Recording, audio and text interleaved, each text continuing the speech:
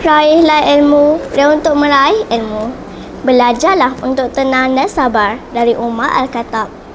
Assalamualaikum dan salam sejahtera kepada para penonton yang budiman. Bayangkan jika kita diberi peluang untuk menaiki sebuah kereta api ajaib yang mampu berintas ruang dan masa. Adakah rakan-rakan ia turut serta?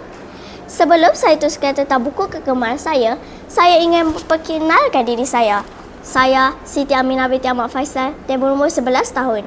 Mendapat pendidikan di SK Sentosa Kapar.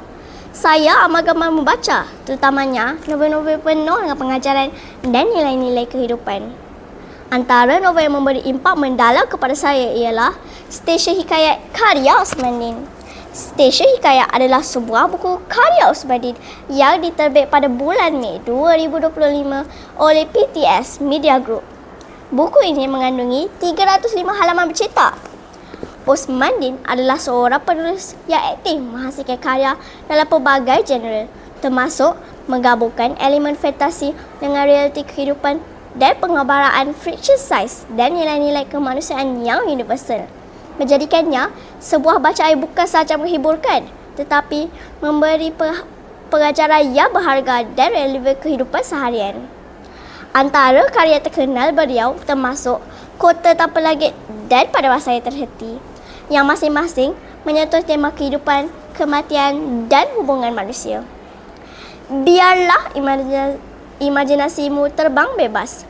Mari pasang telinga dan terjun bersama ke dalam dunia yang penuh keajaiban, cabaran dan penemuan yang mendebarkan ini. Kisah ini adalah milik kita bersama. Kisah ini menyikap perjalanan Mawar, seorang gadis yang terpaksa memikul amanat terakhir arwah ayahnya untuk mencari sebuah buku misteri yang tidak bertajuk maupun berpenulis. Dalam kekalutan, Mawar tersalah menaiki kereta api.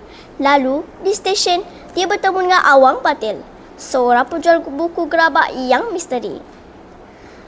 Sebuah buku dipinjam, disertai perjanjian pertemuan semula sama sebelum Awang menghilang.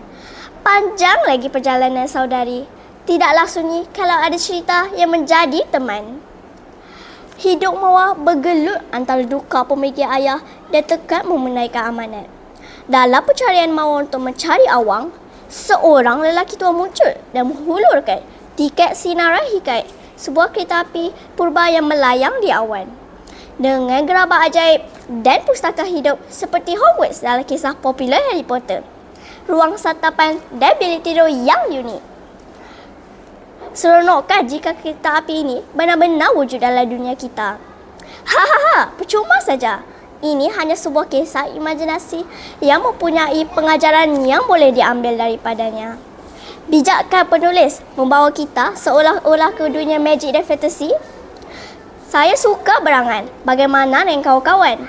Berangan tak salah, asalkan mempunyai impian dan tidak terpesong dari landasan kehidupan. Perjalanan Mawar di dalam Sinarai Hikayat bukan sahaja menempuh ruang, tetapi merungkai takdir. Dia memulangkan buku Awang, dia dibalas dengan 3 rangkap pantun teka-teki, kunci kepada buku misteri ayahnya. Stesen-stesen aneh dilalui, hutan limpu lara yang bersuara cerita, sungai cerika yang bersinar seperti Dream Forest City dilangkaui, di mana setiap kilauan airnya menyimpan pelbagai kisah yang menanti untuk diteroka. Nak tahu bagaimana suasananya? Kawan-kawan boleh layari laman sesawang. Setelah beberapa pengembaraan mendebarkan bersama 2 sahabatnya, iaitu Kundang dan Putih, yang ditemui di kereta api Sinarai Hikayat, Mawar akhirnya berjaya menemui jawapan untuk teka-teki Awang Batil. Akhirnya, Mawar telah mendapat buku yang dicari. Dia juga akan meninggalkan kereta api Sinarai Hikayat.